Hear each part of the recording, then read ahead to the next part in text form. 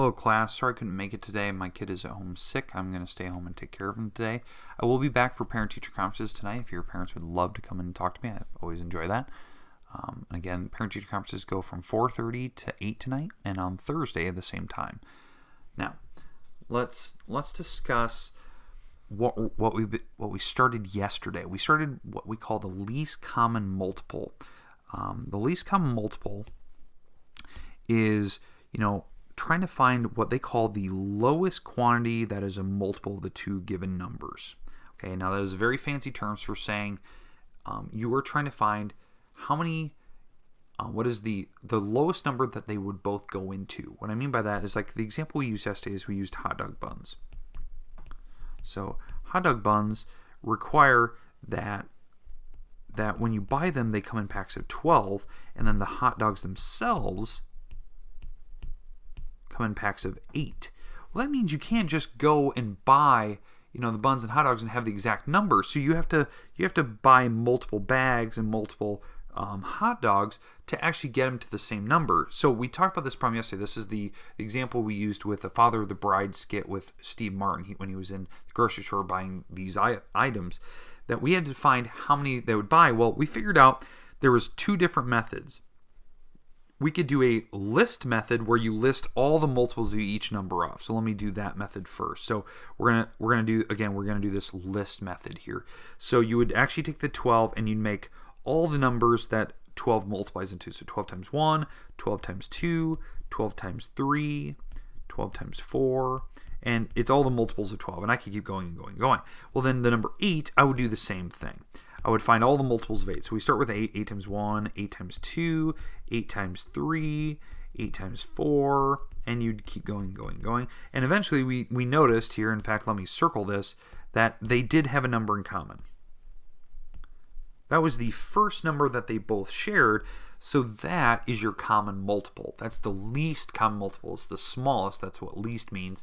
The common multiple in the list of numbers. So in theory, you would have to buy 12 hot dog buns and 12 hot dogs, not 12, but 24, I should say, 24 of each, to make sure that they are exactly the same number and they match up perfectly. Now, it's not a big deal. We kind of joked about the example that they used yesterday. It's not a big deal if you had extra. Maybe it's fine. Maybe you drop a bun or two, but it's fine. But the idea is we want to make them match. I know Miss Edwards used the example of having dates line up on a calendar correctly. That, you have certain people that are working out or working on certain days and you need to meet with them. Well, the meeting will only take place on certain days of the month. And that's what we discussed. So hopefully that made sense to you. Now, I want to do the same exact problem, the hot dog buns, but using the second method that we discussed. In fact, I'm going to mark it up there on the top. The second method we had was called the prime factorization method. It was, I think the term we used was called the forest method. That was a term that you guys actually really enjoyed. So the forest method, or prime factorization, is breaking these up into prime numbers like 2 and 6, and then breaking up the 6 even further to be 2 and 3. And so the prime factorization of 12 is actually 2 to the second power. There's 2 2's and 1 3. Because again, you are simply looking at the prime numbers, not the 6. 6 is not a prime, but the other numbers were 2's and 3's.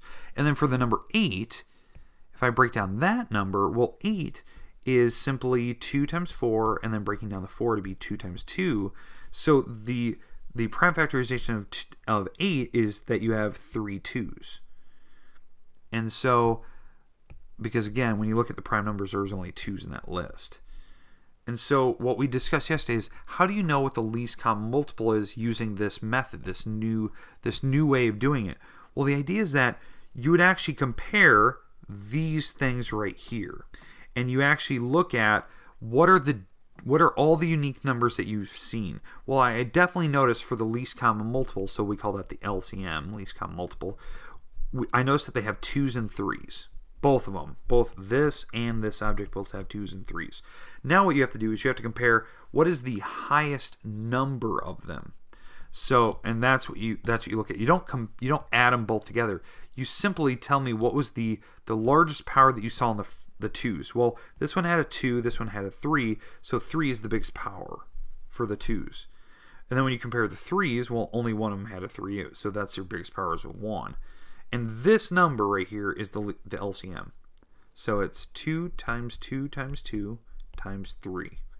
And this actually works out to be 8 times 3, which is 24. And that was actually the number we said earlier when we did the list method, that you should buy 24 hot dogs and 24 hot dog buns before they finally match. Now, let me give you another example of this, because I know, like, it's your first couple days looking at this. I want to make sure that you get to see this. So let's get rid of all this. Let's do another example. I got a couple examples I want to do here.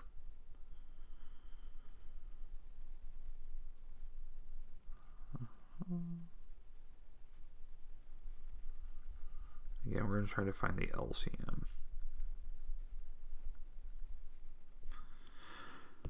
Okay, so the new example, let's do the numbers 6 and 15. Okay, these are going to be my two numbers. Okay, so now to do 6 and 15, the idea is that I want to figure out what is the least common multiple that they both go into. So I'm going to do it by the both methods here. So on this one, let's do the list method first.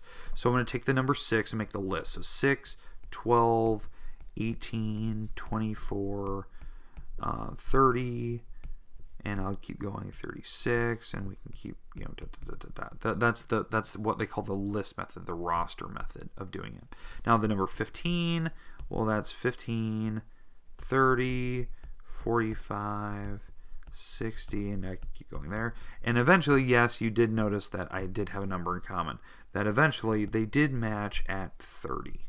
That is my LCM. That's so if maybe this example was buying, let's say I'm buying plates and silverware. So I need to figure out how many of each item I need to buy before they match. So maybe the packages I have come in with 6 silverware and 15 plates. Well, how many would I need to buy so that they both match perfectly? Well, I would need to buy 30 plates, 30 silverware. Okay. Now that's not how many packages I'll buy, but that's the total number that I need to have on hand before they finally match for the first time. I could buy more. They'll eventually match down the road here again, but I think that's the easy. In fact, they would actually match at 60. So, in fact, I actually skipped it. They would actually match at 60 again if you kept going down the list. But I want the least common multiple. Okay, that's the idea. Okay, let's get rid of all these terms here. So this is the roster method. That's the list method. Now I want to do it by prime factorization. All right, so let's do it by the prime factorization method. So this method requires you break down by the forest method, so 2 and 3. Okay, so it's 1, 2, and 1, 3. And then for the 15, that's 3 and 5. So that's 1, 3, and 1, 5. All right. So that's your prime factorization of both of these numbers. So the different numbers I see 2s, 3s, and 5s. And it looks like the biggest power of each is probably just a 1 when I'm actually comparing them. And so now my LCM is where I actually multiply those numbers together. So 2 times 3 is 6, times 5 is 30, and that would be my LCM. And that was the number we said we found earlier. It was going to be 30 plates or 30 silverware that I would need to purchase. Okay, so that is prime factorization method. Hopefully that makes sense so we can find these least common multiples. I want to do another example here just to make sure you get to see one more, and then I'm going to let you kind of work on some homework today because I know I want you to at least get it done today in class. And yes, I do want it done, finished. You turned it in to our sub here today who's graciously helping out. So let's do an example here. Let me erase.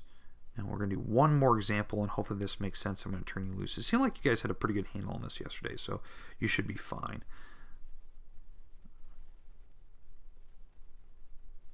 All right. So let's start right in on, and let's do the number, let's do 18. And let's do 98. It seems like those are big numbers, but It's good. Let's get some practice in with this. So let's do this by the prime factorization method. The roster method, you just need to calculate 18 times 1, 18 times 2, 18 times 3, and make a big list, go out a bunch of numbers, do 98, see if they match up. This is going to be big. I'm expecting this to be a very big number. So we're going to do it by prime factorization method. So bringing up the 18, that's 9 and 2, bringing down the 9 to be 3 and 3. So it looks like the prime factorization of this is 1, 2, and 2 3s. Okay, so that's the prime factorization of 18. Now, let's do it for same for the other number. Let's do 98. So taking 98 on a calculator here. Let me grab a calculator. If you need one, again, they're over by the marker board. You guys know where they're at. Let's take 98. I'm going to always try 2 first. That's always the first prime number I always try. It's 2 and 49. Okay, and then we're going to break down 49. Well, 2 won't go into 49. It doesn't end in even. Let's try 49. I believe that's 7 if I divide it by 7. Yeah, so 7 and 7. So those are the prime numbers that go in. So it looks like the prime factorization of this is 2. There's 1, 2, and there's 2 7s. So my final answer here for the LCM now, since I have my prime factorizations all written out, my actual prime, my LCM in this case, to find that, the least common multiple, is you have to write down every different number that you see. I see 2s, 3s, and 7s. And write down the biggest powers that you see. Well, the 2s, the biggest power I saw was 1 on each of them. The biggest power on the 3s is a 2. And the biggest power on the 7s is a 2. And so now to find the LCM, I actually have to just multiply those numbers out. I actually have to take and write, this is 2 times 3 times 3 times 7 times 7, because these both had 2's on them, so that's why there's 2 of them there. And so actually multiplying these numbers out, let's actually do the math here. 2 times 3 times 3 times 7 times 7, and it looks like, and that is a big number, the first number that they actually match up on is 882. That is a really big number. That should make sense. These themselves were big numbers. They don't match up very evenly. So that they were going a ways down the road. If you're doing this by the list method, the roster method, it would take you a while before you figured out that they matched here. That's why I like this prime factorization tree. But you have to remember, you have to pick every different number that you see and whatever the biggest power when you compare. That's why I put these in different colors, so you can actually compare them. Hopefully that makes sense to you. Now, homework today, because I did want to give you time to work on your homework, and hopefully you can actually get it done today, it's page 50, 1 through 8, exercise A. It's just 8 problems. They're actually very, very simple numbers, not like these big numbers that I've provided you. But you can use any method you like. If you like to do the list method, like making out the full list of numbers, you could choose that one. Do that. You go back and watch the video again. Watch yesterday's video. You could use my prime factorization method, the forced method. If you're done, you can, by all means, you can go on your computer and play the forced prime factorization game.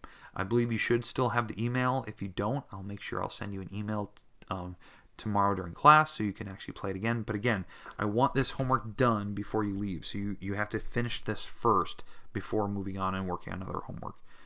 Thank you for all your time. Thank you for your patience today, for watching this video. I know it's unfortunate I couldn't be there today, but again, I'll be back Thursday, and we can talk about some of this stuff, and we're going to actually move on to a different section. But yes, have a great day. Hopefully I'll see you or your parents at parent-teacher conferences, and if I don't, no worries. I will see you Thursday. Have a good one.